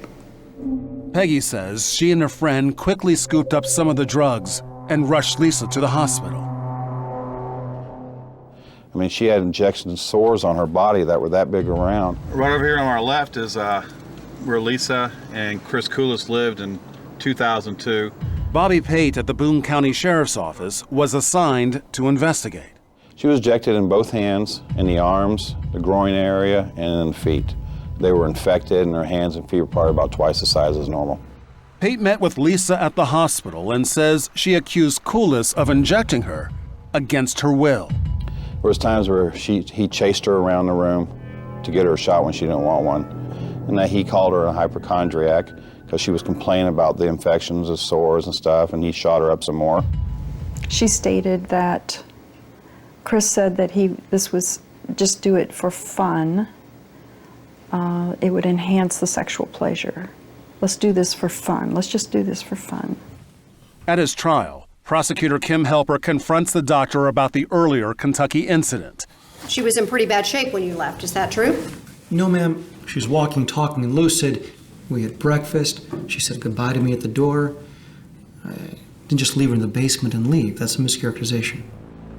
Maybe so, but Kentucky authorities arrested him anyway on several serious charges, including drug trafficking. Lisa Buchanan was our star witness in the case. Lisa gave authorities this handwritten letter she received from Dr. Koulis after he entered rehab. In it, he takes the full blame for getting her hooked on painkillers, supplying them, injecting her, and admitting she had no prior history of drug abuse before they met. But it wasn't enough to convict him. He hurt Lisa in 2002, and, he got away with it. Lisa's family believes he got away with it because he scared her out of testifying against him. They said he convinced her she was also in trouble and could lose custody of her daughter. Chris just absolutely convinced her that she could lose Jessie and that the police were lying to her, that the DA was lying to her, and no matter what, she just believed him. I think the fear was so real. Koulis denies he made any threats, but Lisa stopped cooperating, and the case against him collapsed. Koulis ended up pleading guilty to just one of the 20 drug charges and was given probation, no prison time. And within a short period, he was back to practicing medicine again. What happened in 2002? That was horrific. We went to hell and back. She did, and I did. But despite that hell, Lisa could not let go of Chris Koulis. For her family, it was difficult to accept. You don't understand why she was listening to him. There aren't words because you don't understand it. You're the one that injected her first, true? Yes, sir, I did. In court, Dr. Koulis accepts blame for introducing Lisa to illegal drug use. You're a doctor. What were you thinking? What I was thinking? I was wrong. I shouldn't have done it. I should have done it to me, and I should certainly, sure as hell not have done it to her. I was responsible. I felt responsible. If he appeared contrite when speaking to the jurors, it was a different Chris Koulis who spoke to us later, blaming Lisa Buchanan for her own drug problems. Did you get her addicted to drugs? I provided her, I made it available to her. Did you get her addicted to drugs? I think the choice of addiction is her own. When I recognized that I was addicted, I got help. I got her help. From that point on, all bets are off. You realized how addictive this drug was the first time you used it. Absolutely. And you introduced this to your girlfriend. You provided the drugs to her. You gave her the syringes. I was wrong in doing so. And you're saying that it was her responsibility to get clean. Yes, it is her responsibility to stay clean. I don't think I bear responsibility for her death. Guilty or not, Call Dr. Graham. Koulis's lawyers are hoping to throw a huge wrench into the case with experts who will testify that it was not a drug overdose that killed Lisa Buchanan after all.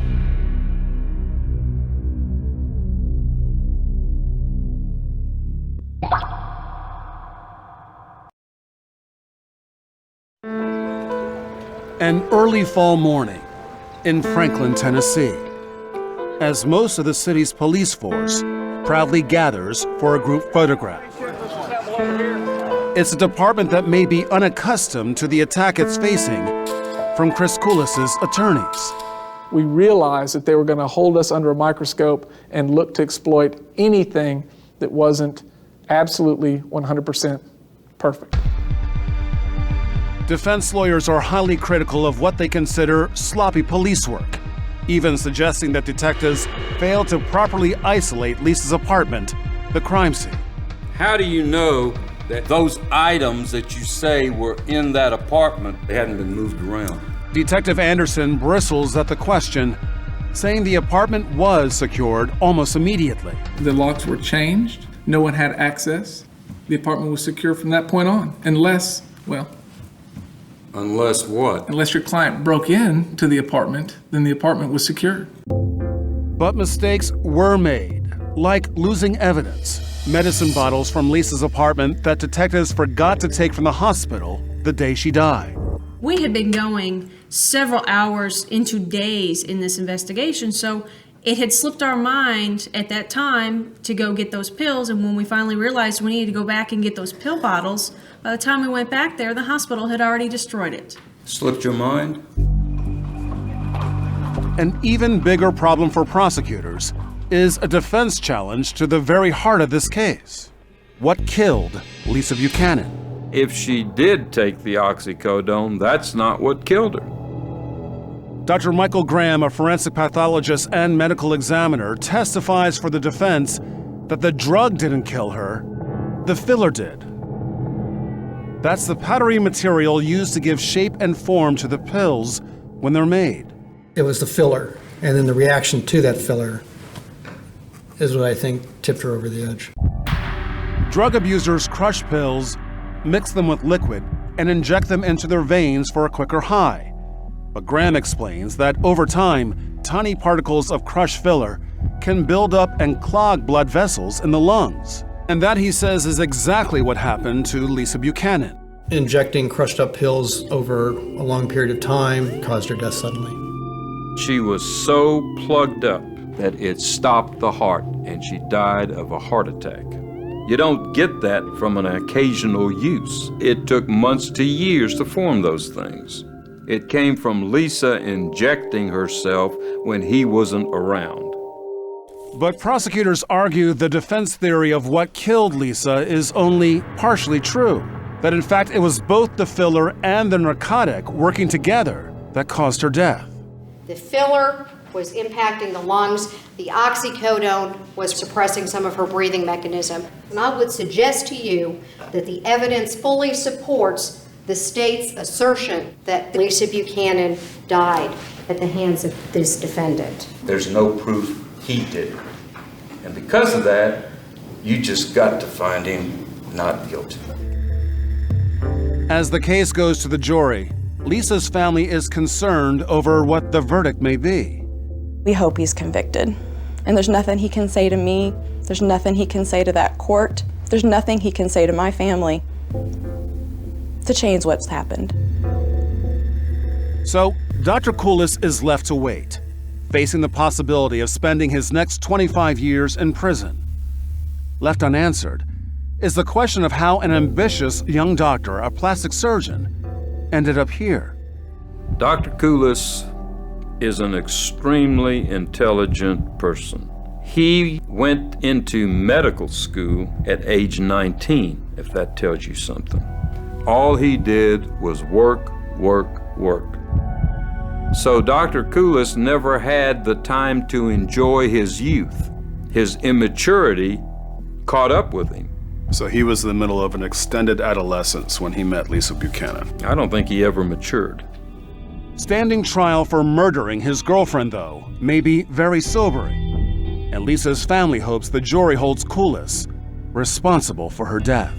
It is just my prayer, and it has always been my prayer, that he can never do this to anyone else.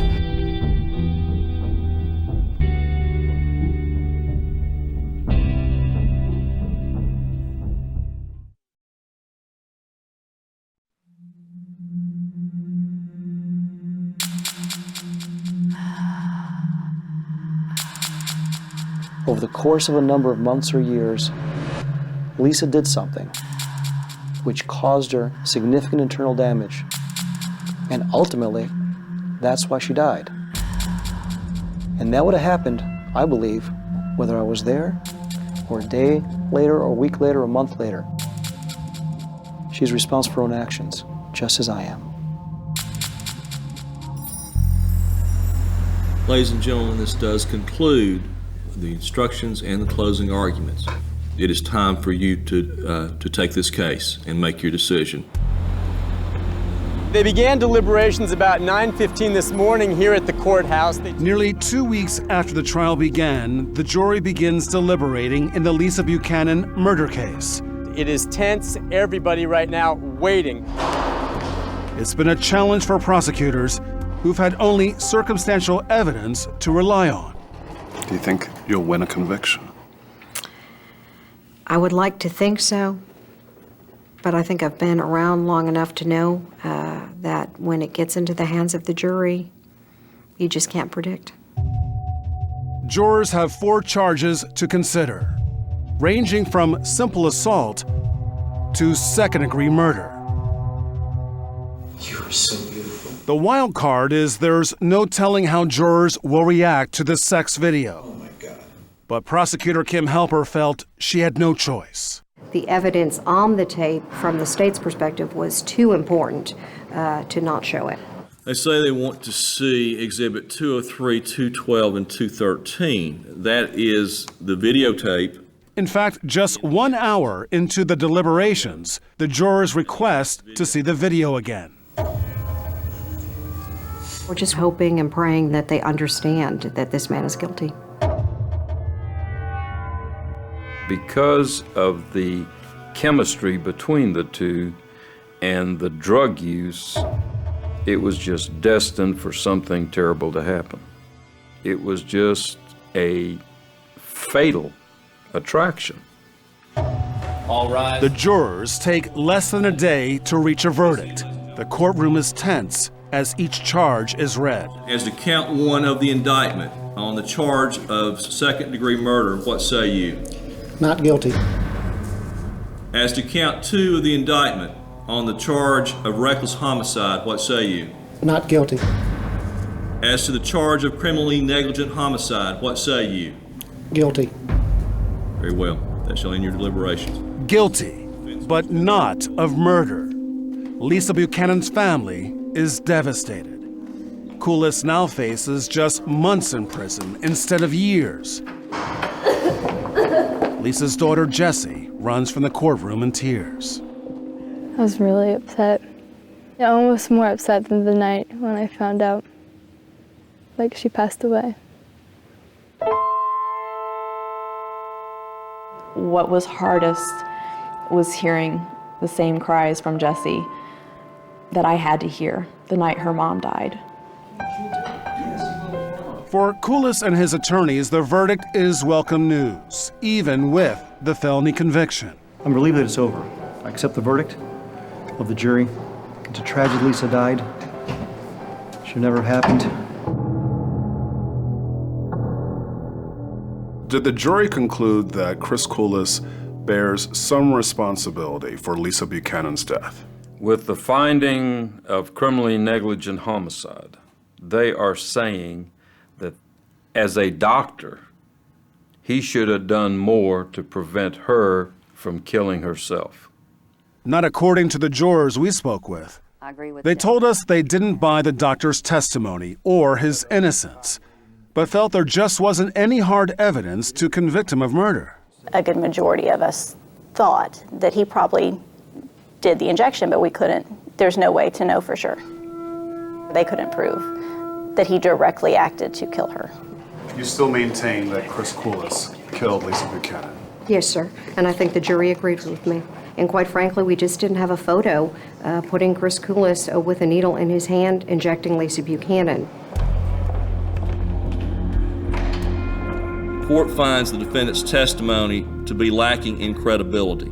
At sentencing, Judge Jeff Bivens showed little sympathy for Koulis. While the court is mindful of the fact that the victim, Ms. Buchanan, was in many ways a knowing and willing participant in the activities of that tragic weekend, that does not diminish the defendant's criminal conduct and culpability.